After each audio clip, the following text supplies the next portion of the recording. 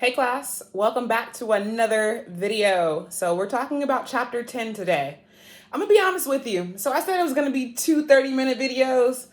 I have 50 slides to cover, so it's probably gonna be more like three 30-minute videos and not two, just because of the amount of content that I have to cover. As you know, well, depending on what the slides look like, that depends on how long the video is going to be. So hopefully I'll be able to keep them to two 30-minute videos, but some days or some classes or some weeks are going to necessitate having a third video. Okay. So chapter 10 is all about becoming the world. So becoming the world between 1000 and 1300 CE. So all this time period before, that's like the prehistory. We're focusing on the modern world, which starts around 1200. So right in the middle of this chapter, in the middle of the section, is where the modern world content is going to start. All right, so we're going to focus on some really important things, but we have to also understand that we're kind of just jumping into history, not necessarily focusing on some of those other things, but when you don't focus in on the past, it means that you're kind of missing some of the technological advancements, some of the cultural advancements, some of the government advancements, some of the massive changes that are going to happen and occur during this time period. So I'm going to try to give you guys a little bit of that prehistory as I talk about some of the modern history that I'm going to cover in this slideshow. So one more time, we're going over chapter 10, becoming the world between 1000 and 1300. So if we're following along with the slideshow that you guys have access to and that's already on the video, you're going to see global storylines. So those global storylines are the things we're going to focus on inside of this chapter. So there's going to be four things that we're focusing on, okay? So one, the advancements in maritime technology that leads to an increase in sea trade. It transforms coastal cities into global trading hubs and elevating Afro-Eurasian trade to unprecedented level. So there goes that term again, Afro-Eurasia, okay? So the second thing that we're going to focus on, we're going to see intensified trade and religious integration shape four major cultural spheres. We have the Islamic world, we have the Indian world, or India world, India. We have China, and we have Europe. So one more time, we have the Islamic world, we have India, China, and Europe. And we're going to see, I'm going to keep saying this to you guys, the way exploration happens. Someone goes out and says, oh my goodness, wow, it's pretty land. I've never seen this before. I'm going to draw a map about it and put this on the map. When they put it on the map, that's going to encourage traders, people who are coming to make money. They're going to come in next. They're going to be like, yo, so this map tells me there's a lot of new people on this area. Let me go down here and see what's going on. So when they go down there, the next people who follow those traders are going to always be religious people. So it's going to be explorers, traders, and then religion. So religion and trade go hand in hand throughout much of history. All right. The third thing, sub-Saharan Africa is going to be drawn into the Eurasian exchange, resulting in a true Afro-Eurasian wide network. So that's one thing. So previous to this time, when we talk about Africa, we're talking about like North Africa or certain coastal parts of East Africa. But we're not really talking about the heart of Africa until 1000 through 1300. Okay, so one more time, we're going to see for the first time sub-Saharan Africa, the Africa below North Africa, in that desert region. We're going to see that part finally being incorporated into a true Afro-Eurasian network. That's number one.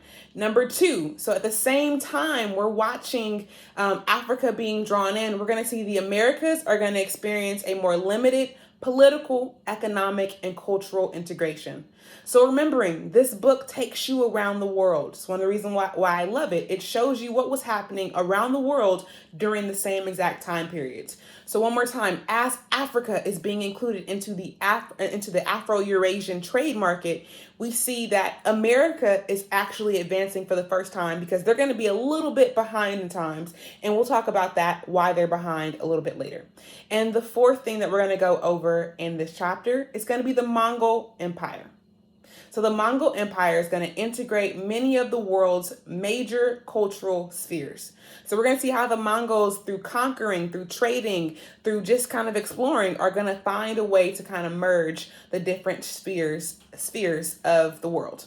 So that's going to be the global storylines. And so we're going to focus on some things. So the core objectives. So by the time this is finished, you should be able to identify technological advances in this period, especially in ship design and navigation. So understanding how maritime technology is going to improve.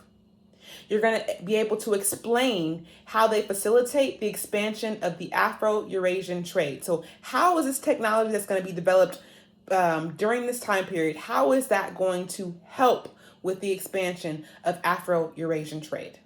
Number 2, you're going to be able to describe the varied social and political forces that shape the Islamic world, India, China, and Europe.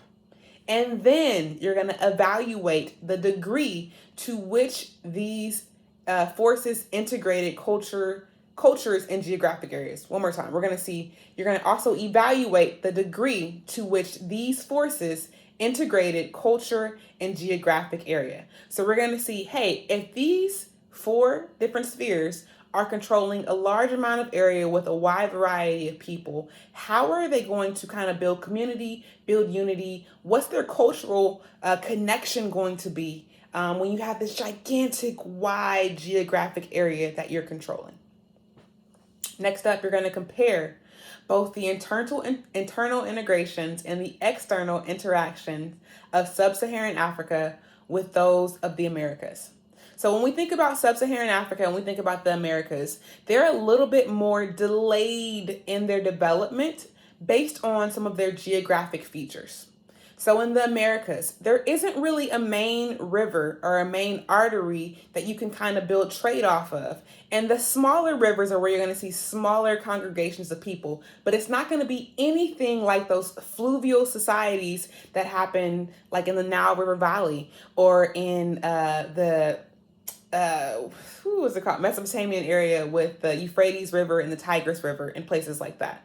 Or the Yangtze or the Grand River in China. So we're going to see in America and Africa, you're not going to have those same kind of, or sub-Saharan Africa specifically, you're not going to have those same fluvial areas that kind of lend themselves to development. So it's going to take a lot longer time for Africa or sub-Saharan Africa and the Americas to develop.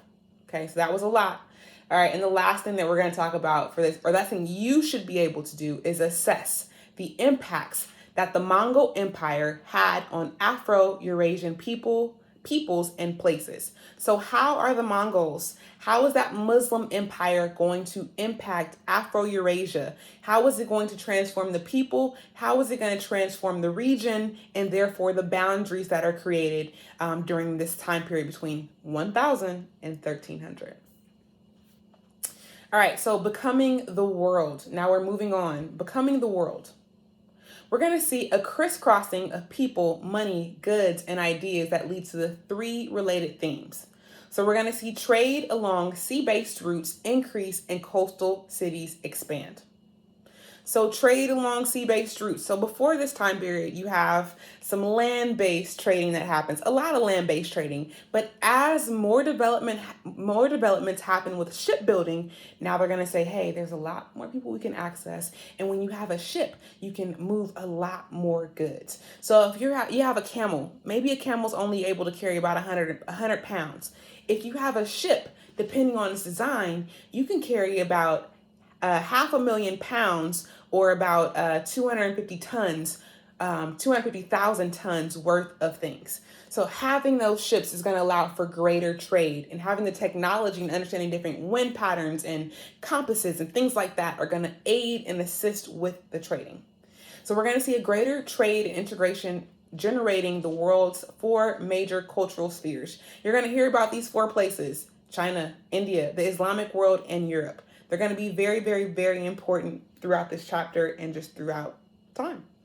The next thing, we're going to see the Mongol Empire is going to rule over large territories and many of the world's cultural spheres. So we're going to see the Mongols take over parts of China, take over parts of India.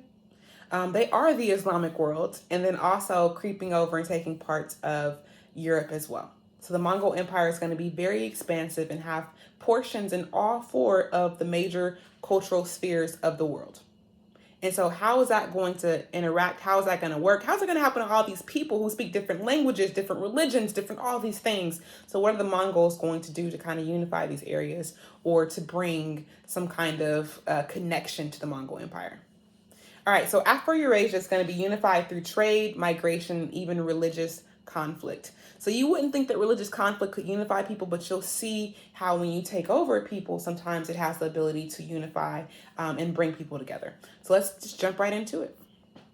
The development of maritime trade. So by the 10th century, the 900s, okay, so 900, whenever you see 10th, that means drop 100 years, and that's going to be your year. So the 10th century is going to be the 900s. We're going to see that sea routes are going to eclipse land routes for trading for the first time in our history. So previous to 900, we're going to see land-based trading is the major theme. Post 900, we're going to see more sea-based trading. So we're going to see improvements in navigational aids. Number one is going to be figuring out, hey, what are wind patterns? Okay, so there's something called wind patterns. You're looking at it on the screen right now. There's a map that tells you which direction all the winds go across the world. So understanding and mastering wind patterns can really save you time, effort, and make your life so much easier if you're going along with the wind in certain areas instead of going against the wind. We're going to see refinements in shipbuilding. So if we look on our book in page 362, it specifically talks about the types of ships that are going to be built. So we have in the Indian Ocean, we have dhows, we have cogs, we have junks. Those are going to be the three major ships that are going to be technologically advanced and provide a lot more resources and space and efficiency to a lot of the different regions that we're going to talk about. So I previously said better map making. So we know about wind patterns. Also, before I forget this, it's coming up next. Okay.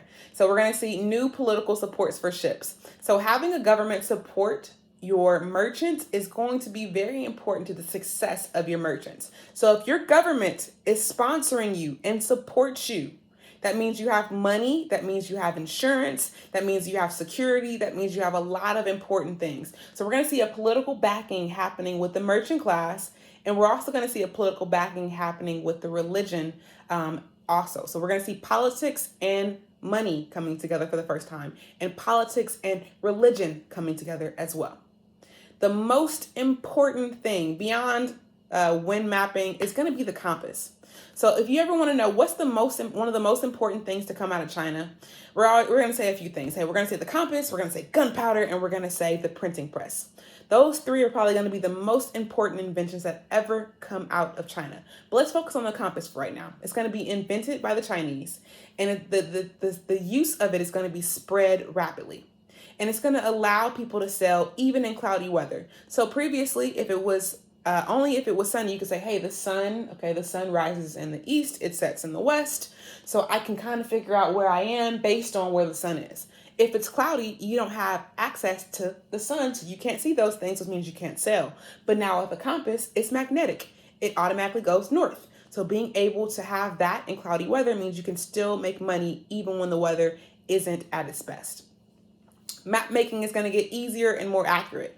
So literally people and their maps are going to be quite entertaining as they develop them. So the people who make the first maps, depending on where they're located, that's where they're going to put the center of the earth.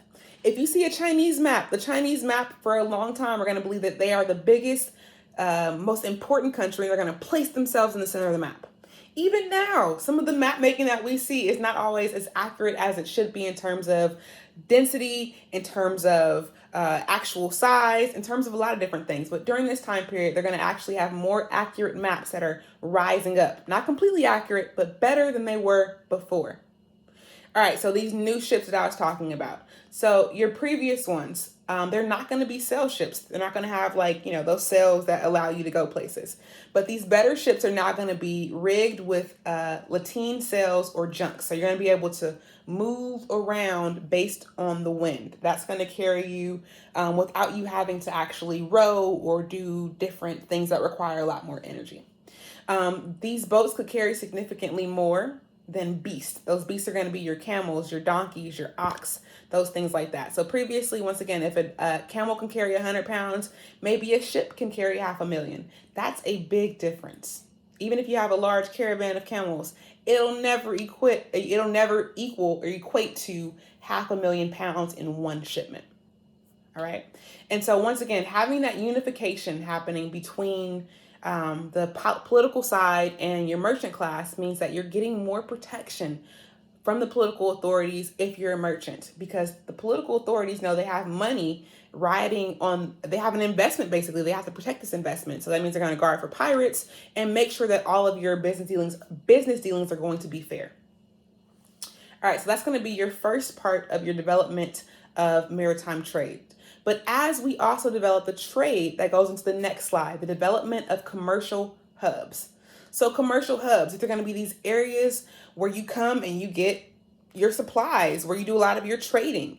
If we think about a modern day commercial hub, we live in one, Los Angeles. You have a port in Long Beach where you receive lots of goods. We have LAX. We have so many other ways that we bring in so much stuff. So we are a port city. We are a commercial hub for the United States because we're on the coast. Literally. Anyway, so going back into the slideshow, though, we have a list of some of the different commercial hubs that are happening throughout the world. So Alexandria and Cairo, you have those popping up in Africa, in Northern Africa. You have Cologne, you have Malika, you have Quanzhou happening in China.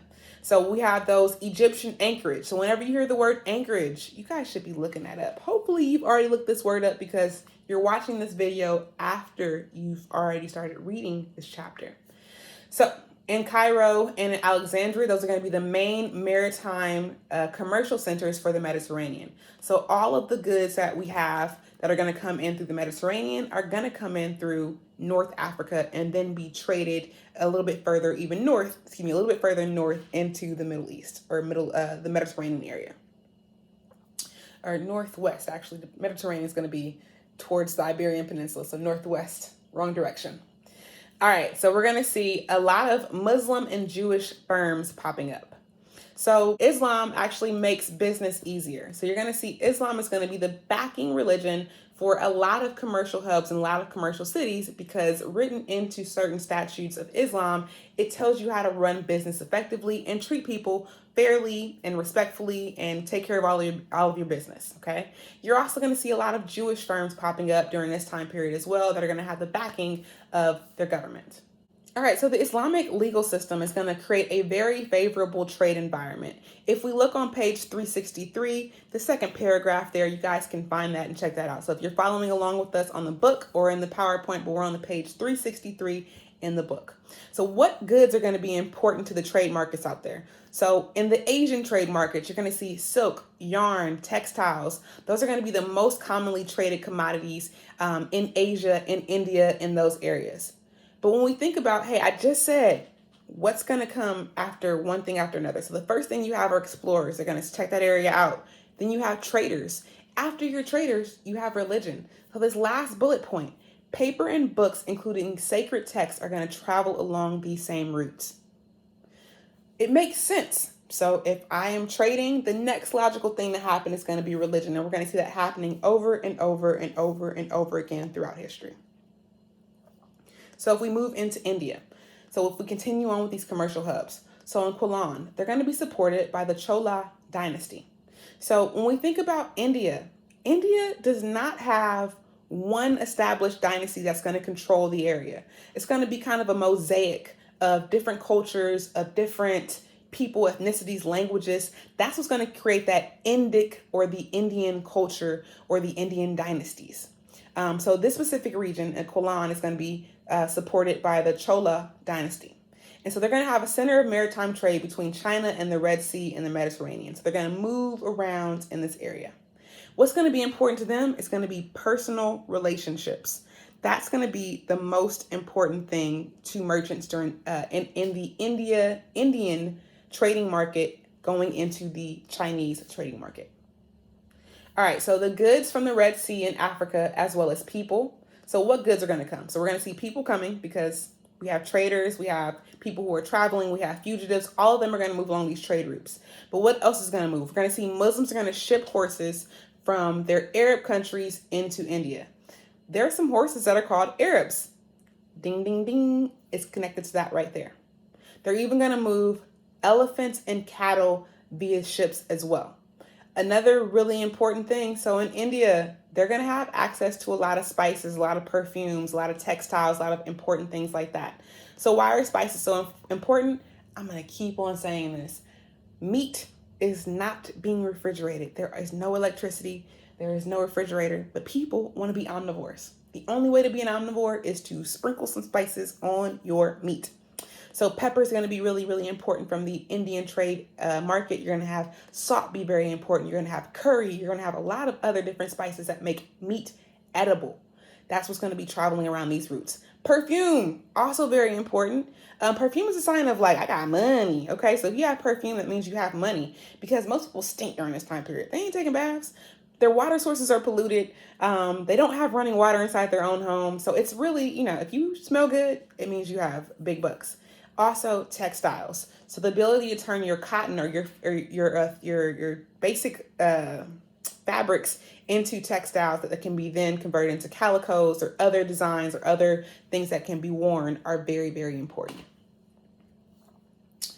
All right, so continuing on with our trading hubs.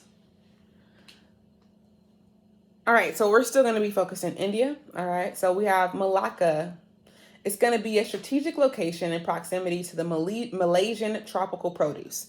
So it's going to be kind of close to some of these islands, the Southeastern Asian nations that that have a lot more tropical climate where you can grow a lot more exotic produce, exotic things and things like that. Okay, so what we're going to find there, once again, we're going to have herbs and spices and agrarian staples. So agricultural staples. Whenever you see the word agrarian, that just means something to do with agriculture. That AGR should let you know all that you need to know. It's also going to be a hub of traders, artisans, and sailors. Okay, so people looking to make money, people with specific job training skills where they can do art or different kind of collaborative things with textiles, and then also sailors are also going to cling to and come to these commercial hubs. So in China, so once again, we're moving around these commercial hubs throughout the world. We started off in African ones, then we moved to India, then we moved further into the Middle East, and now we're looking into China. So in China, you have Guangzhou, and near present day Shanghai. So we're going to see, how is China going to come across with their trading? What are they going to do a little bit differently? Well, China's going to make sure that people are actually paying taxes, that they're registered. They're going to examine the cargo, the sailors, and the traders. They're looking for disease. They're looking for unsavory characters who do not fit Chinese culture. So all of those things are going to be examined and looked for, because when we think about Chinese culture, they're going to be a lot tighter with letting outsiders in than any other place. China is going to see outsiders as the downfall to their history, their culture, their livelihood, their everything. All right. So what we have not talked about recently, or at all, actually, we need to talk about the divine intervention, not divine intervention, but kind of the divine right. So throughout history, there has been this belief, it's really maybe the last like 200 or 300 years, the divine right has actually kind of disappeared. But before that, there was a thing called a divine right, or not follow piety. I can't think of the name of it, but there's something to do with having God bless you and God give you or ordain you to lead a country. So one thing in China is that they had what are called, they had a governor that's going to host the annual ritual to summon the favorable winds. But if a governor had a season where he was unable to predict that there would not be favorable winds, so once again, there are not favorable winds, and the governor didn't predict that, that means that he lost his divine right. And that means that people aren't going to trust him anymore. So we're going to see that happening a lot throughout history. It can be some kind of environmental shift or change that we would see as kind of normal today. But back then, that would cause people to lose faith in their leader. That leader had lost a divine right. They had lost their control over the area. God was unpleased with them. So therefore, they're going to have issues with their people. Okay. All right. So anyway, so that's just one thing we have to look out for. It's going to happen throughout history. I'm going to talk about this over and over and over again. There are going to be some kind of environmental changes that happen that political leaders do not account for or predict. And that's going to cause their citizens to not have faith in them. Okay. But back to China. So in China, so they're going to focus on, so one more time, China, they're going to be very, very organized how they tax, register, and examine cargo, sailors, and traders. They're going to have their annual festival or ritual to summons favorable winds so they can do positive trading around the world. They're also, because they don't want interaction happening, this might be seen as like, China's nice. But China is actually trying to keep people away from their citizens. So they're going to create houses of worship for Muslims, for Hindus, for Buddhists that are going to keep their Chinese citizens away from those areas. It could be seen as, hey, they're being friendly. They want everyone to live there together. Or you kind of see it as they want to keep their Chinese culture to themselves and allow the outside visitors to come in and practice what they need while they make money. But then once they leave, they'll take those things with them and hopefully not leave that culture behind. But we're going to see. Not necessarily going to happen because we know to this day that China has a large Buddhist population. And they also have Christians as well. So we're going to see all of these things happening over time. All right, so here is a map as we move on. So here is some Afro-Eurasian trade that you guys can see on your screen. So you have the red is going to be your trade routes, and those little dots are going to be your cities. So you're going to see some land-based trading, and then you're also going to see some sea-based trading, and see how the hub cities or those commercial places were really, really important to traveling, to trading, to trading goods, to culture, to everything during this time period. Now would be a great time to take a break. This video is going to run close to 45 minutes, so I think you should get up, you should stretch, you should look down at your phone if you need to, maybe get a snack, and then definitely take some deep breaths. Come back to this video maybe in about 5 minutes, in about 10 minutes, so your brain can process and digest what you have just taken in. See you soon. Get up. Like for real. Get up. All right, so let's look at the Islamic world in a time of political fragmentation. So we're going to talk about maybe the first 2 or 3 slides that come up on here. I want to get to about slide 15 or so because I know that I have about 45, 50 slides to go. So about 5 more that I want to get through. I know it's going to be maybe slightly longer than 30 minutes, but bear with me. All right, so the Islamic world in a time of political fragmentation. So Muslims are going to become the majority in the Abbasid Empire in the 9th and 10th century. We haven't talked about the Abbasid Empire. There can be a whole other lesson about that, but I'm just going to, for time, I'm going to keep on going forward, okay? So the Abbasid Empire. So the Muslims obviously weren't the dominant during this time period. All right. So Muslim rulers are going to struggle to unite the diverse Muslim world. So if you are during this time period and you're coming into an area and you're conquering that area and it's previously a Christian area or a Jewish area or an area that's not Muslim, maybe they're without religion, who knows what's going on in this area, okay? So if you're in an area that you're taking over that's previously not your religion, but now you're the dominant factor or the dominant religion there, what are you going to do? Are you going to, kill off all the people who are not Muslim? Are you going to tax the people who are not Muslim? What are you going to do all these people? And so Muslims are going to have a really good plan that other people are going to replicate throughout history. So we're going to see, what are they going to do with their large non-Muslim population? They're going to give them a religious, they're going to be relatively tolerant. That is something that the tolerant part, you're not going to see in other places. So Islam and Muslims are going to be a lot more religious tolerant or have religious tolerance against other religions. You're not going to see that same grace happening in Christian areas towards Muslims or in Christian areas towards Jewish people or vice versa. But when it comes to Islam, when they have a large group of non-Muslims, they tend to be more tolerant. But what they are going to do, they're going to give you a jizya. A jizya is going to be a tax that allows you to practice your specific religion without having to convert to Islam. So one more time, you're still going to be able to be a Christian, a Buddhist, a Hindu, whatever you choose to practice, as long as you pay a tax to your Muslim rulers. Now, if you don't want to pay that tax, you can convert to Islam. Life is wonderful.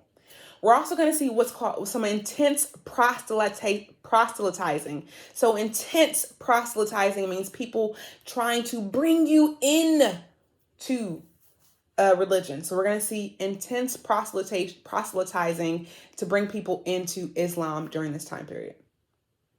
All right, but what's going to happen is that we're going to see a political division happening in Islam. So from 950 to 1050, it's going to appear that Shiism is going to be the vehicle for uniting the whole of the Islamic world.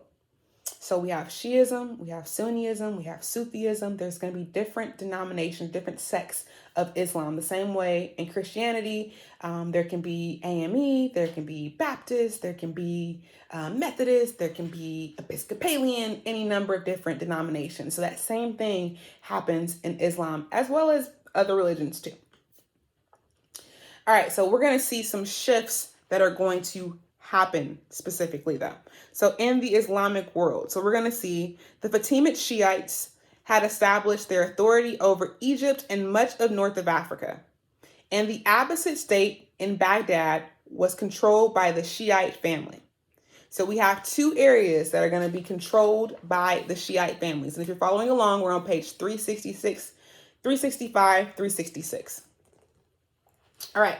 So we're going to see these areas are going to be Shiite controlled. So one more time, we're going to think that Shiism is going to be the vehicle that's going to unite all of Islamic world because there's still that Sunni split that's happening during this time period. I need to create a whole video on Islam and the changes that happen, and I'll be sure to do that very shortly. Okay. So what's going to happen though? We're going to see that each one of these places, so in Egypt or in North Africa, the Shiites over there in one place are going to create a university. And then we're going to have the Abbasid state in Baghdad that's going to be Shiite controlled as well. It's going to create their own university. So the reason why you want to create a university if you're a religion or if you're a political group is because now I have evidence to back up all the things that I've been telling people and saying to them. If I'm like, ayo, these things are going to happen. Well, now I have a university with books in them that show you what's going to happen, whether those things are factual or not. So we're going to see that each region is going to create a university, one in Cairo, one in Baghdad. And that's going to ensure that Islam's two leading centers of higher learning were Shiite. So when we think about education, there are lots of universities to this day that still have a connection with religion. A lot. Notre Dame. That's going to be a Catholic university, excuse me. And there are a lot of other Catholic universities in the United States that have connections with religion. The same thing is going to happen in Islam and in North Africa and in the Middle East. All right, so continuing on. So where's the split going to happen? But division is going to sap Shiism as Sunni Muslims challenge Shiite power and establish their own stronghold. All right, so the new strongmen are going to be mostly Turkish people who are going to migrate into the Islamic heartland. And they're going to create outposts in Syria and in Palestine, places that still to this day have Muslim populations. Okay, we're also going to see them build a stronghold in Anatolia after defeating the Byzantine Empire in 1071. 13th century, the Islamic core is going to separate into three distinct regions. So 3 distinct regions. The Islamic world is its own sphere. There's 4 spheres of the world, but in the Islamic world, they have 3 regions. So if we look on page 366, right at the bottom, it says in the eastern part, so we have eastern region, that's 1, okay? So in the eastern region where we have Central Asia, Iran, and Eastern Iraq, the remnants of the old Abbasid state persevered, okay? With the succession of caliphs claiming to speak for all of Islam, yet deferring to their Turkish military commanders. So when I give you a video on Islamic history, you'll learn about the caliphs and just kind of the direction of the religion of Islam after Muhammad passes away and after Muhammad dies. There's going to be a division about which leaders are the correct leaders for Islam after Muhammad passes away. So these leaders are going to say, hey, we speak on behalf of all Islam, but when it comes to our military leaders, we defer to them. Okay, so that's the first part. The second part is going to be your core Islamic world. That's going to be modern day Egypt, Syria, and the Arabian Peninsula. That's going to be where Arabic is going to be the primary language, and military men of non-Arab origin held the reins of power.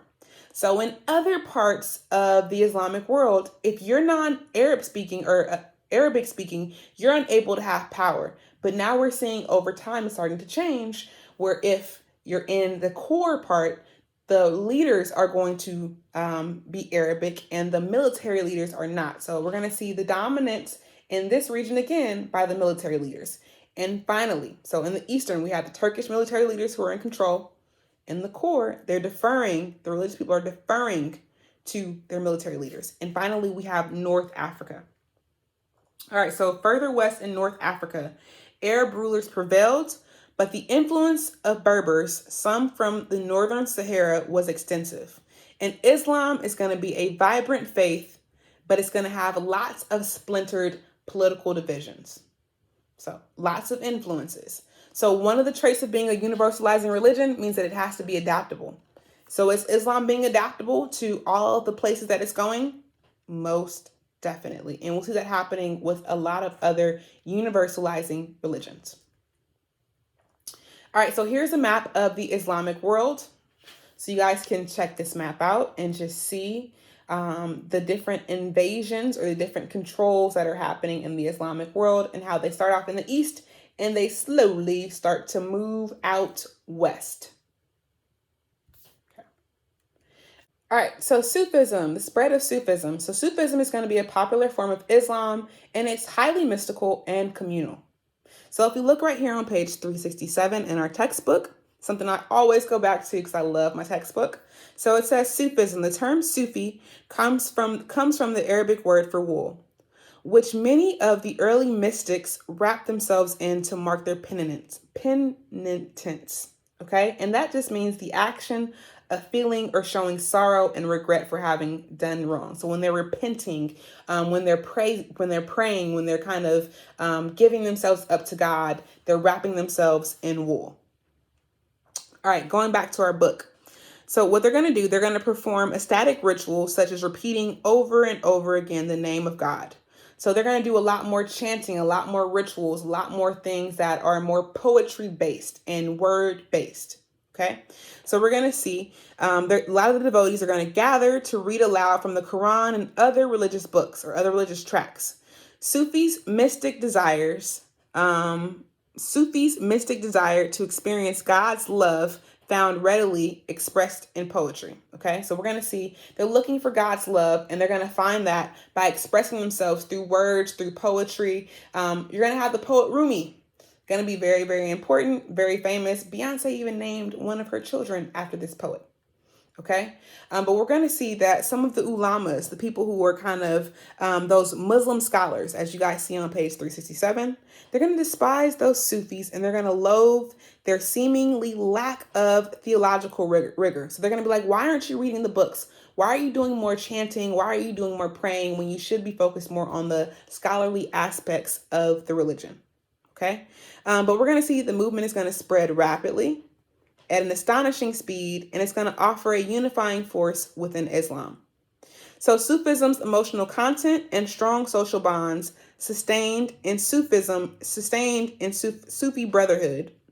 It appealed to many. So basically having a connection. So previously Islam is going to be a siloed or an individual thing that you do by yourself, but people are looking for community. And one thing religion is always going to bring about is a sense of community. It's going to be one of the 6 traits of having a universalizing religion. So we're going to see that Sufism is going to appeal to emotional content and strong social bonds. So we're going to see a brotherhood that's formed through that. We're even going to see missionaries starting to pop up where people go and they pray all for the majority of their lives.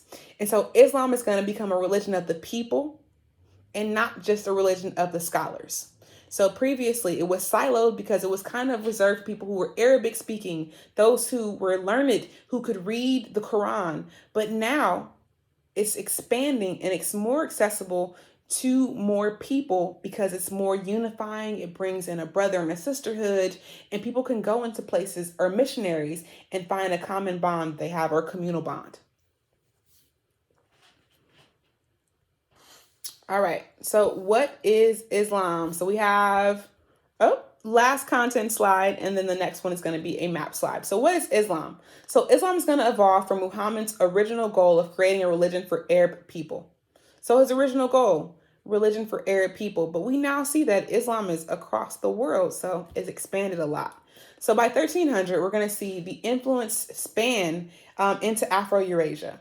We're going to see millions of non-Arab converts by 1300. So the religion is going to be started around 640. So 640. So in about 640 additional years, you have a large amount of the non-Arab world that is converting into Islam. So Persian is going to become the language of Muslim philosophy and art. So previous Arabic is going to become is the language for all things. But we're going to see that as the religion expands, as it starts to move around the world, it has to change too. It has to be adaptable. So Persian is going to be the language for Muslim philosophy and art. Turkish is going to be the language for law and administration. And Arabic is going to maintain its authority over religious devotion. So religious things are going to be conducted in Arabic, law and administration in Turkish, and your art and philosophy is going to be more Persian. All right, so also heterogeneity fostered cultural blossoming in all fields of higher learning. So having things be different. So once again, the differences are going to spur a cultural blossoming. Things different, spur cultural blossoming, okay? All right, so one thing we're going to see is Ibn Rushd. He's going to believe that faith and reason could be compatible. So before it's believed that faith is over here, reason is over here. He's going to try to unify those two things. All right, Islam is going to become one of the 4 cultural spheres during this time period in the Middle East. So Arabic is going to become a more widespread and widely used language. Islam is going to become the majority religion in the Middle East specifically, and it still is to this day. But at the same time, the Turks are going to begin to establish themselves as a dominant force in the Ottoman Empire. And the Ottoman Empire is going to start to rise up, but the Ottoman Empire is going to be the longest lasting empire in our history. So it goes from this time period all the way until about 1914, 1918, towards the end of World War I. So here's the beginning part of the Ottoman Empire, and it's going to end in more modern history, okay? So that was a lot. I will admit it, and the video is a little bit longer than I wanted it to be, but it's okay because we got 15 of those slides finished. So the Islamic world and the Hindu, last one, Islamic world and Hindu states in the Byzantine Empire between 1200 and 1300. So you guys can just see the Muslim states are taking over the map. As you look in your book, you can see the changes happening from areas that were once controlled by the Byzantine Empire that are now being controlled by Muslims. So it went from Roman to Byzantine to Islamic. Same parts of the map that we're seeing over and over and over again, but who's controlling them is changing over time. Okay, so I'm going to close this video out for this one. Sorry it's a little bit longer than 30 minutes, but we have to get this content covered. And as you guys can tell, this is a lot. So I'm only 15 slides in, and that equates to about 10 pages. So I'm only about 15 slides in, and that equates to not even 10 pages yet. Okay, so we have a lot of content to cover, and we got to get to it. Okay, so I hope you guys enjoyed the video, and all right, take some notes, and I'll see you guys in class on Tuesday. Have a great day. Have a great day, evening, morning, whenever you're watching this video. Bye, guys.